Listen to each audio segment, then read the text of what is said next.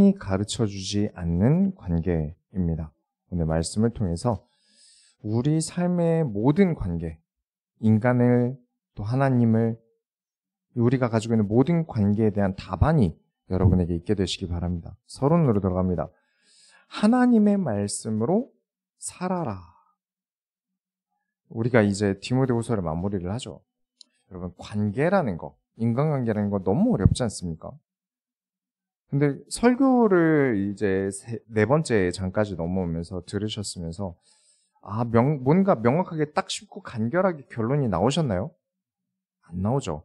인간관계라는 게 원래 그런 거 아니겠습니까? 하나님 나라의 일은요, 결국 인간관계의 일이라고 볼 수 있습니다. 그러다 보니까 범위가 엄청나게 넓은 이야기예요. 그죠? 우리가 어떻게 하나님 나라를 이해하겠습니까? 전부 이해할 수 있고 명확하게 이해할 수 있을까요? 없겠죠. 그러니 당연히 인간관계에 대해서도 확실하고 명확한 어떤 쉬운 답안을 내긴 어려운 거예요. 그래도 우리가 반드시 이번 고린도후서를 통해 알아가야 하는 게 뭐냐면 인간관계에서 제일 중요한 건 거리감이라는 거예요. 내가 불필요한 말을 하다가 어떤 일이 생겼다면 그건 내가 거리감을 잃고 행동했기 때문이에요. 우리는 이것을 말실수라고 합니다.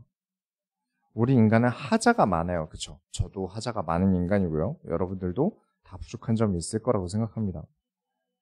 우리는 불완전하고요. 부족한 존재예요.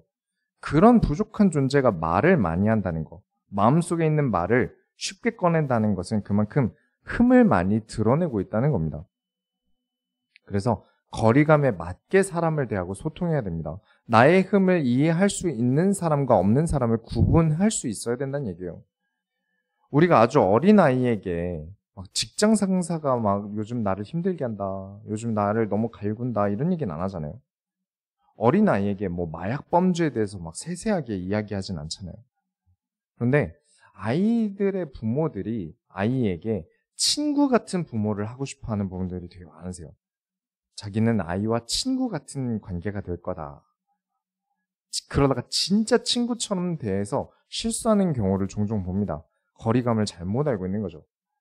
아이들이 들어서 안 되는 말과 들어도 되는 말을 구분을 못하고 애들한테 이제 정서가 자라기 시작하는 애들한테 너네 아빠는 이게 문제고 너네 엄마는 이게 문제고 싸우는 건 다 너 때문이고 그런 방식을 사용하는 이유가 거리감을 못 잡기 때문이에요. 이 부모가 아이와의 거리감을 못 잡은 거죠. 여러분이 말실수했다는 경험들 다 있지 않습니까? 이 말은 하지 말걸. 그런 생각 드는 거 없으세요? 한번 생각해 보시면 이래서 거리감을 강조하는 거구나 알 수 있을 겁니다. 그러면 우리가 왜 중요한 이야기, 크고 가치 있는 이야기를 할 때 하나님의 계획, 그러니까 하나님께서 나에게 뭘 원하시지? 왜 이런 일을 하시지? 우리가 이런 생각을 해야 되는 이유가 뭘까요? 하나님만이 흠이 없으셔서 그렇습니다. 우리는 흠이 많아서 우리 얘기를 드러내면 결국 나의 흠밖에 드러내지 않는데 하나님은 흠이 없으세요. 하나님의 이야기는 얼마든지 해도 좋아요. 그래서 중요한 일에 최대한 흠이 없이 일이 진행되고 싶으시다면 내가 일을 진행하면 안 되고 하나님께서 개입하셔야 되는 겁니다. 이런저런 어려움을 겪는 사람에게 나 때는 말이야 나는 얼마나 얼마나 힘들었는지 알아 이런 얘기가 아니라 성경에 하나님께서 이렇게 말씀하셨다. 이번 주의 말씀에서 하나님께서 이런 대답을 주셨다. 이렇게 이야기가 진행되어야 되는 이유가 하나님께서 흠이 없으시기 때문이에요. 내 얘기해봤자 얼마나 흠입니까? 나 때는 얘기해봤자 흠밖에 안 돼요. 자주 여러분 앞에서 고백합니다만 저는 진짜 부족한 존재예요. 여러분이 김민철을 배우면 되겠습니까? 제가 여기 서서 김민철을 가르치면 되겠습니까? 제가 뭐라고 여러분을 가르칠 수 있고 제가 뭐라고 여러분이 저를 배웁니까? 그래서 저는 여기서 저를 가르치지 않아요. 성경을 가르치죠. 흠 많은 김민철이 아니라 완전하신 그리스도를 여러분께서 배우셔야 됩니다. 완전하고 온전하신 하나님의 말씀을 배워야 돼요. 4장 1절부터 2절에 하나님 앞과 살아있는 자와 죽은 자를 심판하실 그리스도 예수 앞에서 그가 나타나실 것과 그의 나라를 두고 엄히 명하노니 너는 말씀을 전파하라. 때를 얻든지 못 얻든지 항상 힘쓰라. 범사의 오래 참음과 가르침으로 경책하며 경계하며 권하라. 하나님의 말씀밖에는 없다는 겁니다. 다른 말에서 너의 살을 깎아먹는 짓 하지 마라. 엄히 명한다. 너는 말씀을 말해라. 네가 너의 얘기를 해봤자 사람들에겐 부족한 것밖에 말하는 거 아니다. 엄히 명한다. 너는 말씀을 말해라. 말씀대로 살아가는 거 쉽지 않죠. 근데 말씀을 입 밖으로 꺼내는 것도 쉬운 게 아닌데 우리는 말씀을 삶으로 말해야 됩니다. 그러니 더 어렵죠. 그러나 어떻게든 우리는 하나님의 말씀으로 살아가려고 해야 됩니다. 습득은 뭔가를 배운다는 건 계속 하는 수밖에 없어요. 한 번 배운 거 한 번 해보고 왜 안 되지? 라고 하는 건 말이 안 돼요. 세상에 어떻게 한 번 배운 게 한 번에 되겠습니까? 때를 얻든지 못 얻든지 계속 말씀으로 살아가고 말씀을 삶으로 말하는 것에 나의 삶으로 하나님의 말씀을 가르치는 것에 힘쓰셔야 됩니다. 하나님 나라의 일이니 엄히 명하노니 그렇게 해야 돼요. 나 스스로에게 그렇게 해야 돼요. 순간순간 내 성질대로 안 될 때 있죠. 그러나 오래 참아야 됩니다. 사람들이 내 뜻대로 안 될 때 있죠. 오래 참습니다. 왜냐? 난 말씀으로 사람을 가르쳐야 돼요. 때로는 경책도 합니다. 그러나 포기하지 않아요. 경계하며 권하라.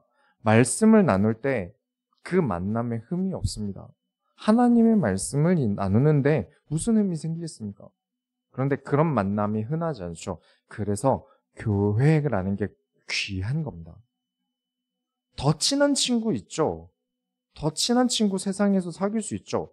그쵸. 어렸을 때부터 사귄 친구들과 1, 2년 만난 교회의 성도들이 같겠습니까? 그러나 흠잡을 데 없이 하나님의 말씀을 나눌 수 있는 건 교회밖에 없다는 겁니다. 그래서 이 관계의 소중함도 여러분이 기억하셔야 돼요. 세상에 교회라는 이미지와 이제 목사라는 이미지가 바닥을 치고 있지만 여러분은 교회와 설교가 얼마나 중요한지 아시는 분들입니다. 그러니까 여러분이 말씀으로 살아가시기를 우리가 주 앞에 나타날 때까지, 나아갈 때까지 혹은 주께서 나타나실 때까지 우리는 계속 말씀으로 살아가길 힘써야겠습니다. 본론으로 들어갑니다.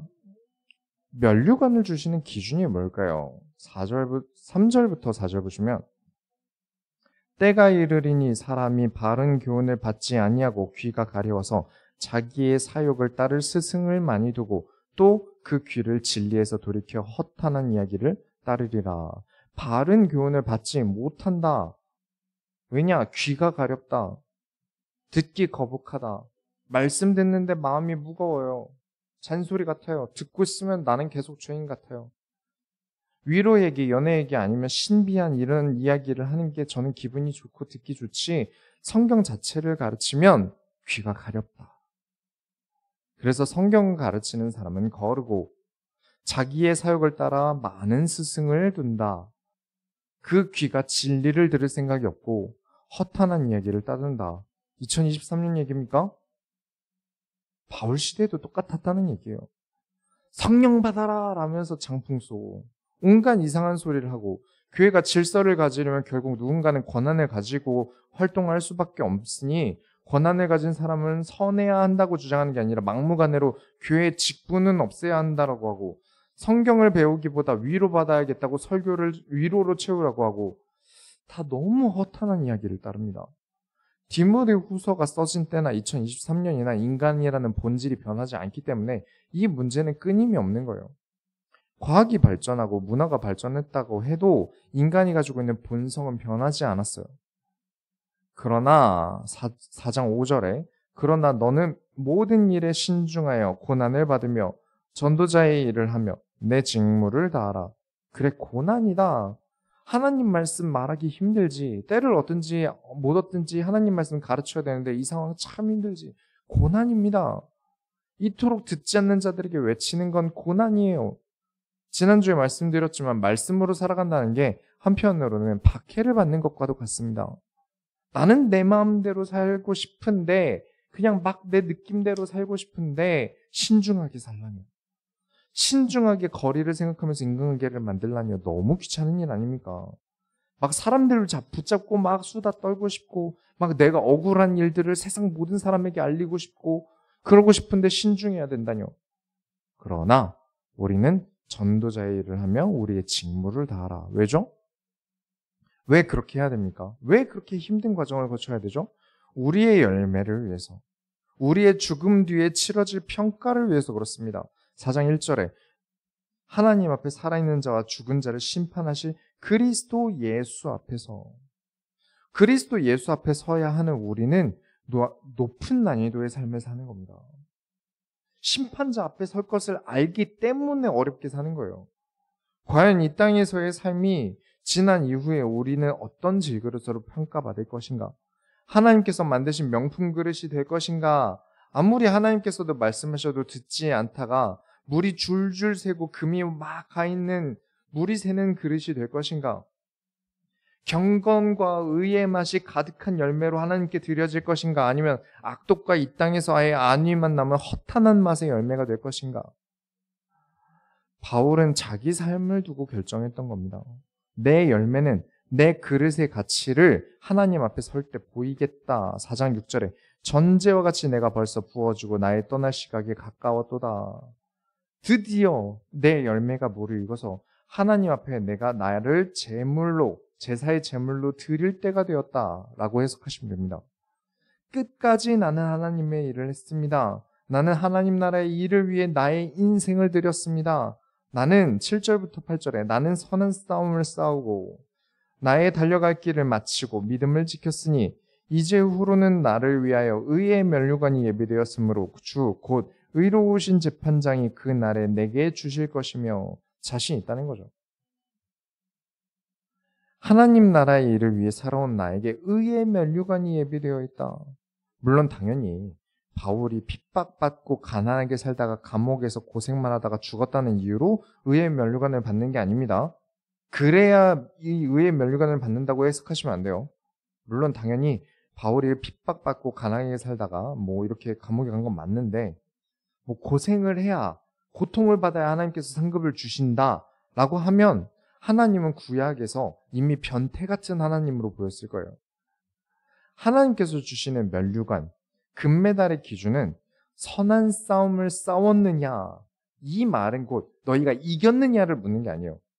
대단한 업적을 이뤘느냐를 질문하는 게 아니라 싸웠느냐, 싸움 자체를 보는 겁니다. 하나님께서 얼마나 네가 결과를 내느냐를 보시는 게 아니에요. 싸웠고 달렸고 믿음을 지켰느냐지 유명해졌느냐, 사람들이 좋아하느냐 같은 이유로 상급의 이유가 되지 않는다는 겁니다.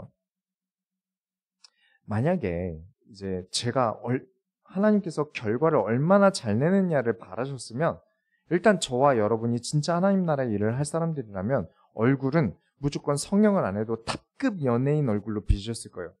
재력도 빵빵하게 태어나게 하셨겠죠. 왜냐? 그래야 업적을 내기 더 편하잖아요. 하나님께서는 결과를 바라신 게 아니라, 어떤 대단한 결과를 내길 바라신 게 아니라 얼마나 꾸준히 계속 나아갔냐를 보시는 거예요. 그러면 어떤 사람이 계속합니까? 술자리 좋아하는 사람은요, 야근을 한 다음에도 한잔하러 가고 또 다음날 출근하더라고요. 운동을 아침에도 가고 점심에도 가고 저녁에도 가더라고요. 운동 좋아하는 사람은요. 시간을 희생하거나 체력을 소모해서 좋아하는 일을 합니다. 좋아하니까 꾸준히 할 수 있는 거예요. 좋아하지 않는 일을 꾸준히 할 수는 없어요. 바울이 하나님 나라의 일을 꾸준히 한 이유가 뭐였을까요? 4장 8절에 내게만 아니라 주의 나타나심을 사모하는 모든 자에게도니라. 주를 사모하는 자들이 멈추지 않고 계속했다. 그러니까 얼마나 사랑했고 얼마나 주를 영화롭게 하려고 했고 얼마나 주를 기뻐했는가를 이 세상에서 저와 여러분의 평가는 기준으로 삼으신 겁니다. 너 얼마나 대단한 일 했어? 너 전도 얼마나 했어? 교회에다가 얼마나 앉혀놨어? 이게 아니라 헌금 얼마나 했어? 이게 아니라 너가 주를 사랑해서 얼마나 많은 싸움을 싸워왔느냐를 보시겠다는 거예요. 그러니까 절대 유명하다거나 모든 그런 걸로 하나님께서 쓰신다 안 쓰신다를 평가하면 절대 안 되는 겁니다. 우리가 성경을 가지고 계속 확인해 온 게 있습니다. 이 네 세관을 이제 종합을 해보면 어느 교회를 다녔느냐가 평가 기준이 아니에요. 열매가 평가 기준이에요. 그렇죠? 어느 도예가가 만든 그릇이냐는 둘째치고 그 질그릇이 판매 가능 상품이냐 아니냐, 이게 첫 번째인 거예요. 뭐 어느 스승을 따라 다녔느냐, 뭐 어느 교회를 다녔느냐가 중요한 게 아니라 하나님께서 나를 평가하시는 기준은 나라는 사람의 열매인 거죠. 하지만 분명히 교회는 나의 열매에 영향을 끼칩니다. 우리가 특산물이란 게 있지 않습니까? 같은 쌀인데 이천쌀과 해남쌀과 철원쌀은 달라요. 같은 품종이라도 어느 지역, 어느 땅에서 자랐느냐에 따라서 쌀맛이 다르다는 겁니다. 소원교회 성도의 열매는 소원교회라는 땅의 열매의 맛이 날 거예요. 영향을 분명히 받았을 테니까요. 그래서 교회를 선택할 때는 그 교회가 뭐 얼마나 대단한 교회냐 크냐 이게 아니라 그 교회의 맛이 나에게서 날 것을 고려하시고 다니셔야 되는 거예요. 사람이 많은가, 뭐 인프라가 많아서 나에게 도움이 되는가, 뭐 여자 청년이 많다, 남자 청년이 많다, 뭐 유명하다, 뭐 교회가 메이커다. 이런 기준으로 교회를 다니면 절대 안 되는 겁니다. 왜냐? 교회는 나에 대한 평가가 아니에요. 하나님께서 나를 보실 때 너 어느 교회 다녔어?로 평가하시는 게 아니에요. 하지만 나에 대한 평가를 받을 때 그 교회에 대한 땅의 맛이 난다는 거예요. 그 교회에 뿌리를 둔 나무의 열매가 실이기 때문에 나의 열매는 그 맛이 날 수밖에 없어요. 그렇다고 그 지역, 그 땅에 붙어 있어도 내가 제대로 열매를 맺지 못한다면 그 열매는 상품 가치가 떨어지겠죠. 팔 수가 없어요. 하나님께 온전히 드릴 수가 없다는 거죠. 그러니까 자꾸 어디에 붙어 있어서 내가 아무것도 안 해도 막 내가 세계복음화에 동참하느니 하나님 나라 일을 하는 거니 그러면 안 돼요. 내가 하나님 나라 일을 해야 되는 겁니다. 교회는 성도들이 죽음 이후 심판자 앞에 서는 날을 위해 어떻게 하나님 나라의 일을 할지, 하나님을 영화롭게 해드리는 삶을 어떻게 살아갈지를 말씀으로 가르치는 곳이에요. 어떻게든 면류관을 받는 선수로 키우고자 함의 목표가 교회에 있어요. 그렇다고 감독과 스텝만 노력한다고 면류관을 받겠습니까? 선수가 받는 거죠. 그러니까 가장 노력해야 되는 건 선수 본인, 그러니까 모든 성도들이 해야 되는 일이라는 겁니다. 두 번째로 우리가 관계에 있어서 크리스찬이니까 가지고 있는 잘못된 생각이 있어요. 무조건 용서하는 게 맞을까요? 크리스찬이니까 무조건 용서하는 게 맞을까요? 9절부터 10절 보시면 너는 어서 속히 내게 오라. 대마는 이 세상을 사랑하여 나를 버리고 데살로니가로 갔고 그레스게는 갈라디아로 디도는 달마디아로 갔고 이 대마는 골로새서 4장 14절에도 등장합니다. 골로새서까지는 바울과 함께 힘써서 동역을 해오다가 바울이 이제 사형을 당할 시기가 겹쳐서 이제 사역을 버리고 도망을 간 모양이에요. 대마 본인도 힘들었겠죠. 근데 지금 힘들어서 도망갔다 정도가 아니라 버렸다. 이 당시에는요. 이 신약 성경이 써진 당시에는 신학교가 없어요. 그래서 가르칠 교육관이 없어요. 가르칠 교재도 없어요. 성경밖에 없죠. 그러니까 스승님이 직접 데리고 다니면서 목회를 가르칠 수밖에 없어요. 그러다 보니까 이 스승의 고충, 스승의 어려움도 함께 짊어져야 돼요. 내 스승이 뭔가 실수했다? 내 스승이 뭔가 문제가 생겼다? 고스란히 제자들도 같이 떠나야 됐던 거예요. 근데 사실 이 교육 방법은 좋은 방법입니다. 목회는 종이로만 가르칠 수 없어요. 절대 안 됩니다. 신학교 가서 목회 배울 줄 알았어요. 전혀 배운 게 없어요. 성경을 어떻게 보고 말씀을 어떻게 보느냐를 배웠지 목회는 결국 실습일 수밖에 없더라고요. 전도사가 어딜 감히 목회자라는 표현을 쓸 수 있겠습니까? 그리고 부교육자와 담임 목사는 달라요. 이건 해보지 않고는 배울 수가 없고요. 이해할 수가 없어요. 부모님이 목사님이라고 해도 목사님이 성도를 어떻게 관리하는지, 교회와 성도의 영혼의 유익을 위해 어떻게 돌려야 하는지, 돌려서 이야기를 해야 되는지 그런 것들을 뭐 자식이라고 알 수 있겠습니까? 그래서 아예 붙어서 고충과 어려움을 같이 겪으면서 성장하는 게 가장 빠르겠죠. 하지만 그만큼 어려워요. 내가 겪을 필요도 없는 바울의 일을 내가 겪어야 되니까 얼마나 어렵겠습니까? 네, 만일 내 영혼이 좀 고장나고 있다. 내가 지금 너무 힘들다. 내 영혼이 많이 어렵다 하면 목사님을 이해해 보려고 하면 사실 빠릅니다. 그게 훨씬 치유에 있어서 빨라요. 왜냐면 가까이 있고 간접적으로 목회를 경험해 보면 성장이 빠를 거예요. 그게 김민철이라는 사람의 수준이 높아서 그런 게 아니라 아무래도 영혼을 성경으로 다루는 직업이다 보니까 이 목회자의 세계관을 익혀두면 세상을 보는 눈이 달라질 수밖에 없어요. 그러면 나를 보는, 스스로를 보는 눈도 바뀔 거고요. 나를 어렵게 하는 문제들을 어떻게 헤쳐나가야 될지 보는 눈도 바뀔 거예요. 하지만 힘들긴 하죠.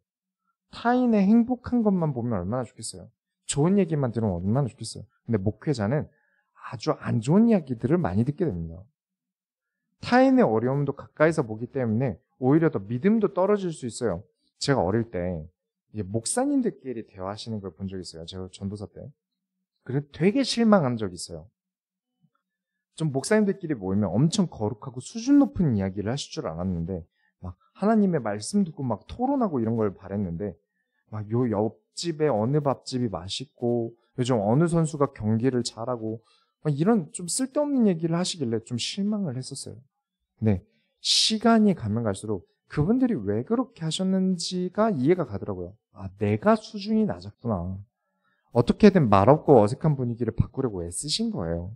그리고 또 진지한 얘기는 이상 상대방이 들을 준비가 되는지 안 되는지 내가 판단할 수 없기 때문에 가벼운 얘기로 함께 일단 이야기의 문고를 튼 거죠.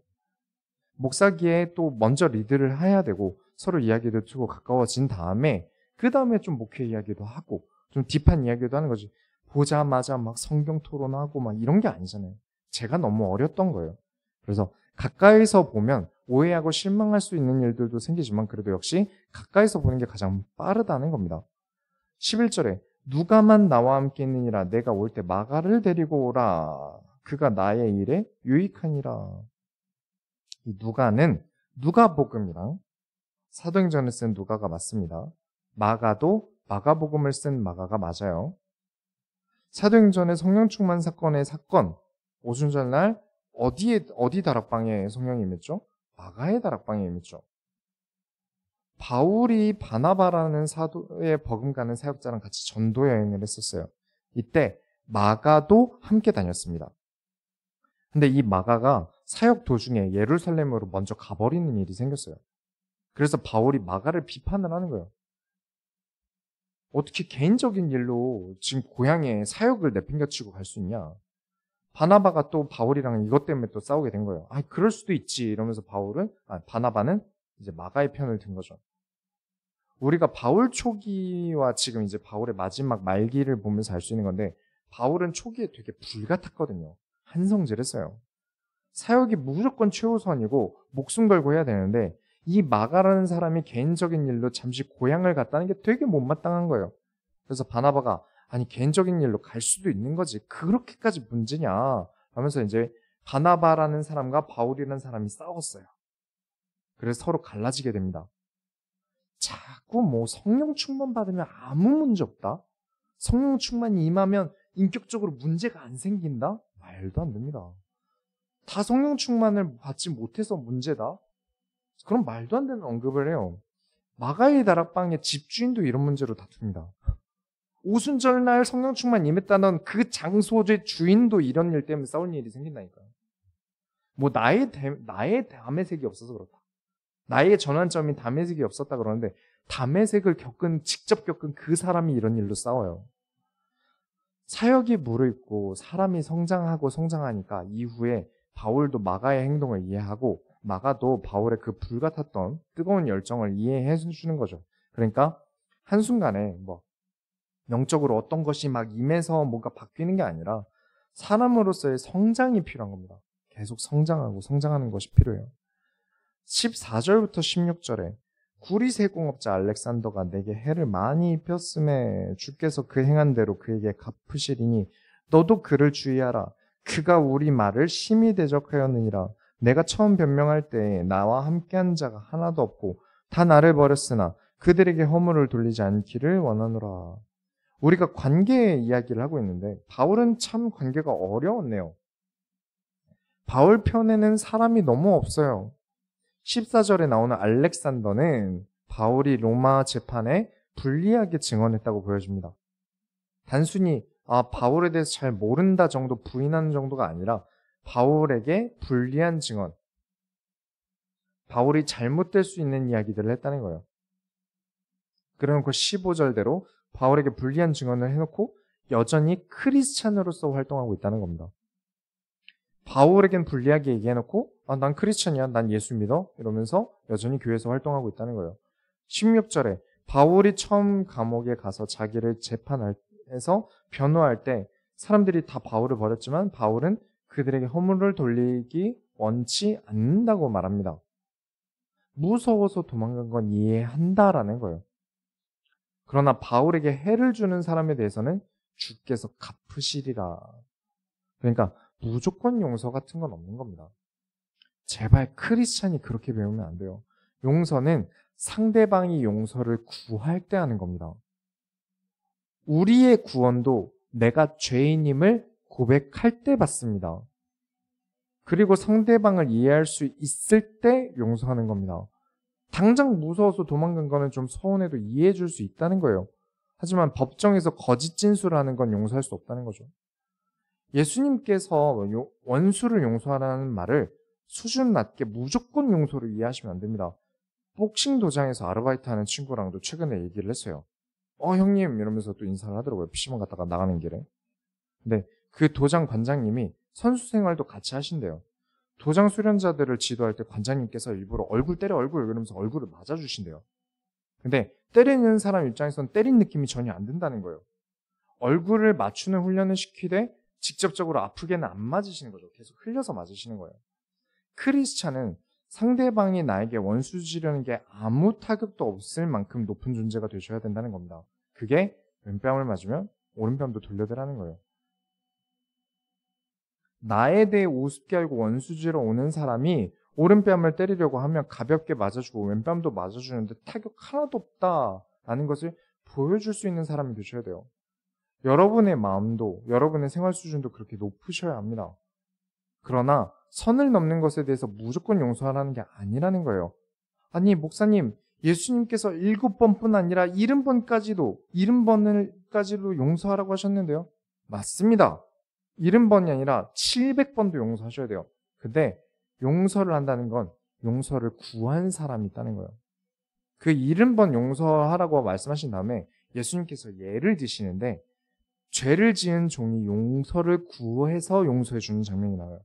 그 다음에 그 용서를 받은 그 죄인이 또 다시 가면서 자기에게 빚진 자가 용서를 구하는데 용서해 주지 않는 장면에 대해서 뭐라고 하세요? 그러니까 용서를 구하면 용서해 주라는 뜻이지 용서를 구하지도 않는데 무조건 용서하라고 예수님께서 가르치신 게 절대 아닙니다. 그 구절은. 그러니 여러분이 관계를 맺을 때 선 넘지 못하게 하는 벽이 느껴지게 하는 사람이 되셔야 돼요. 실명 거론해서 죄송한데 주한이랑 저랑 나이가 한 띠동갑 정도 차이가 나요. 근데 제가 주짓수 도장을 가면 주한이에게 눈을 착하게 뜹니다. 거의 대부분이 주한이를 볼 때 눈이 선해져요. 주한이가 이제 스파이더맨 빨간색 래시가드를 입고 있는데 제가 늘 얘기해요. 빨간색 벽돌처럼 보여요. 벽이 느껴져요. 인격 수준에 있어서 성경을 든 사람이 성경을 들지 않는 사람과 같아야겠습니까? 성경을 가진 사람은 그렇게 보여야 됩니다. 결론을 내리겠습니다. 관계를 가르치는 마지막 집단이 교회입니다. 인격 수준에 있어서 성경을 든 사람을 성경을 들지 않는 사람이 볼 때 진짜 다르다. 내가 따라야 하는 사람 같다라고 느껴져야 돼요. 그렇게 되길 목표를 잡고 노력해야 되고요. 그런데 기독교 관련 일을 하시면서 학교를 사랑하는 학부모 모임에서 활동하시면서 100분 토론 나와서 게임 중독 법안 가지고 토론하면서 온 국민의 욕을 드신 분이 계세요. 교회에 다니는 사람의 가치를 땅바닥으로 쳐박은 사건입니다. 게임을 안 해봐도 논문 안 봐도 나는 안다 하면서 무지성주의로 게임은 무조건 나쁜 거고 중독을 일으키는 거고 법적으로 세금을 더 걷어야 되고 등등 말도 안 되는 이야기를 하고 내려오시고 지금도 활동 중이에요. 최근에 학부모와 교사 문제가 심각하지 않습니까? 교과는 땅에 떨어졌고 학생은 몇 되지도 않는데 컨트롤이 안 되는 상황이에요. 교사가 학생에게 맞았다는 일들도 허다하게 보고 있고요.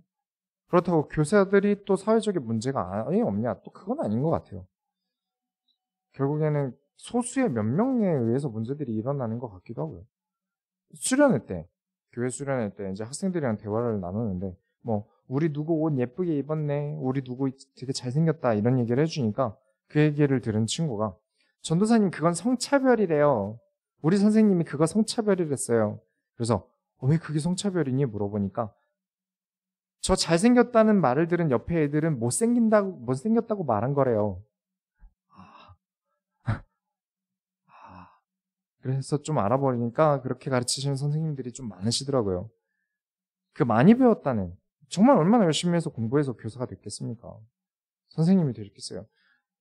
근데 그런 이분법적인 눈으로 애들을 가르치면 애들은 뭘 보고 배울까 싶어요. 최근 학부모 교사 이슈에 대해서 여러 평을 보는데 확실해지는 게 하나 있더라고요. 집이라는 사회가 무너졌다. 가정교육으로 먼저 받아야 하는 선행교육이 무너졌다. 왜 무너졌느냐? 아이를 착하고 올바른 아이로 가르친다는 건 어떻게 해야 하는지 명확하지 않다고요. 그쵸? 어렵지 않습니까? 어떻게 해야 애를 착하고 올바른 아이로 키웁니까? 명확하지가 않아요. 그런 책을 사서 봐도 두께는 이만큼이나 두껍고 저자마다 말하는 게 다 달라요. 그래서 명확하진 않은데 뼈 빠지게 벌어서 영어 유치원 보낸다는 건 명확하잖아요. 영어를 배운다는 방법은 명확하잖아요. 애 어떻게 키워야 되는지는 막 오은영 선생님 말이 맞는지 이거에 대해서도 반대하는 뭐 누구의 말도 있고 막 어려운데 영어를 가르친다. 영어 학원 보낸다. 쉽잖아요. 그래서 부모들이 애매하고 어려운 도박을 하기보다 확실한 것을 선택하고 있다. 그러니 인격도 못 배우고 관계도 못 배우죠. 제가 진짜 결사반대하는 말이 친구 같은 엄마가 되고 싶어요예요. 친구는 애들 크고 먹으시고 다 애들이 큰 다음에 먹으시고 일단 배우는 것부터 가르쳐야 돼요. 배워야 될 것부터. 아기 때부터 왜 근데 친구를 하시는지 모르겠어요. 제가 아는 분이 자녀와 진짜 어렸을 때부터 친구 같으세요. 어느 정도냐면 자기 딸이 남자친구랑 잠자리한 이야기를 엄마랑 대화할 정도예요. 어떻게 잠자리를 가졌는지까지 얘기할 정도예요.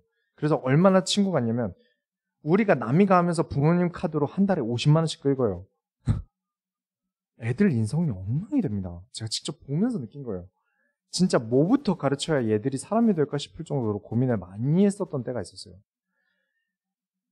애가 그래도 밖에서 당차고 싸가지 없는 게 낫죠. 주눅 들지 않고 아무것도 못하고 마음에 병이 와서 자살이라도 하면 어떻게 해요. 그래서 명확하게 싸가지 없는 애로 키우시길 선택하시더라고요. 진짜로 그렇게 직접적으로 들었어요. 어려운 건 하기 싫으니 쉬운 방법을 선택합니다. 근데 그게 자녀 교육만 그렇겠습니까? 그런 자녀를 키운 부모들이 교육만 그렇게 할까요? 성격 고치기는 어렵잖아요. 내 성격 고치기 어렵잖아요. 뭐부터 고쳐야 하는지는 명확하지 않잖아요. 그래서 생긴 대로 살아. 인생은 즐겁게 살아야 해. 제가 아이를 낳아보지 않아서 잘 모르겠습니다만 그래서 제가 육아에 대해서 말할 자격은 없을 거예요. 단 교육자로서 가르치는 입장에서 말할 수는 있습니다. 수많은 가정들을 지켜보았고 가르쳐보았고 문제가 일어난 일을 부모가 수습을 못해서 제가 뛰어다닌 일이 부지기수예요. 아이는 부모가 어떻게 가르쳤냐를 보고 배우지 않습니다. 이건 자신 있게 얘기할 수 있어요. 부모 자체를 배웁니다. 그냥 부모를 닮는 거예요. 부모의 행동, 부모의 습관, 부모의 생각, 부모의 말투를 전부 보고 배웠을 뿐입니다. 결국 그 부모의 분신이 다시 초등학교로 들어갔을 뿐이에요. 인간으로서의 성장을 가르치는 사회인 집이 무너졌어요. 학교도 무너졌어요. 중고등학생만 돼도 얘네는 친구들 하는 거 보고 배우지 어른 보고 배우지 않습니다. 부모 보고 배우는 거 아니에요. 이제는 진짜 남은 게 교회뿐이에요. 그런데 교회가 관계도 가르치지 않고 인간으로서의 성장도 가르치지 않고 인격도 가르치지 않는다면 이제 진짜 끝난 겁니다. 18절에 주께서 나를 모든 악한 일에서 건져내시고 또 그의 천국에 들어가도록 구원하시리니 그에게 영광이 세세무궁하도록 있을지어다. 아멘. 천국에 들어갈 때를 생각하고 사셔야 됩니다. 인격의 성장은 그것부터 생각하셔야 돼요. 교회는 가르쳐야 합니다. 내가 이 땅에서의 삶이 끝나는 것이 아니라 이 땅 이후의 삶이 있다는 것을 교회에서 가르쳐야 돼요. 물론 당연히 가르치죠. 많은 교회들이 구원에 대해서 안 가르칩니까? 우리는 그리스도 믿을 때 천국 간다라고 가르쳐요. 그래서 이 땅에 천국에 가기 때문에 이 땅에서 해야 할 일이 있다는 것을 가르쳐야 돼요. 내세가 있다, 예수님이 재림하신다를 가르치기 때문에 그렇기 때문에 이 땅에서 우리가 어떻게 살아야 될지를 가르쳐야 되는 거예요. 청년들의 삶이 어려우니 뼈 때리지 말고 위로를 해야 된다느니 설교를 짧게 해야 된다느니 성도들끼리 교제로 마음의 위안을 얻는 게 교회의 역할이라느니 말도 안 되는 소리랍니다. 그렇게 배운 인간관계는 분명히 고장날 거예요. 분명 그렇게 고장난 인간관계는 또 고슴도치처럼 내 마음을 찌르고 들어올 겁니다. 그렇게 고장난 불량 열매로 죽고 난 뒤에 평가를 받을 것이고요. 그래서 저는 꾸는 꿈이 있어요. 제가 꿈꾸는 바라는 게 있어요. 우리가 죽고 난 뒤에 천국에 모여 있을 때 우리 성도님들이 면류관을 쓰고 목사님의 가르침이 어렵고 힘들었지만 그래도 그 덕에 우리가 좋은 감정평가를 받았습니다. 라는 말을 듣고 싶어요. 그래서 나무를 많이 심는데 교회가 막 크게 부흥하는데 초점을 맞추지 않았습니다. 열매를 많이 맺어도 다 불량이고 판매될 게 없고 플라스틱이면 그게 목회자의 평가가 될 거니까요. 제가 죽고 난 뒤에 너는 나무만 많고 열매가 없구나 라는 평가를 받을 테니까요. 왜 교회가 관계를 가르치는 마지막 집단이냐면 죽음 뒤의 관계까지 가르치는 곳이 교회뿐이라서 그렇습니다. 다들 이 땅에서의 관계만 중요하지 돈 버는 관계 아니면 회사 생활 관계 정도만 중요하지 죽음 뒤의 관계까지는 중요하게 생각하지 않아요. 특히 예수님을 다시 만날 그 관계까지 생각하지 않아요. 죽음 뒤에 예수님과의 관계를 생각하지 않고 살아가다가 심판대 앞에 섰을 때 예수님 직접 눈앞에 뵀을 때 굉장히 불편해지실 겁니다. 구원받았다고 교회 다닌다고 끝난 거 아닙니다. 부부가 결혼했다고 관계가 끝났다고 여기면 반드시 이혼합니다. 이혼이라는 다른 관계가 생길 수 있다는 걸 생각 안 하고 행동하면 그렇게 되는 거죠. 구원은 파기되지 않습니다. 한 번 구원은 영원합니다. 단 관계적인 면을 생각하셔야죠. 얼마나 주를 사모하고 그를 영화롭게 하는가. 주께서 지켜보시기에 늘 하나님 나라의 일을 하는 인간관계를 이 땅에서 올바르게 맺으시기 바랍니다. 우리가 하나님의 소원을 이루어드립시다. 하나님 감사합니다.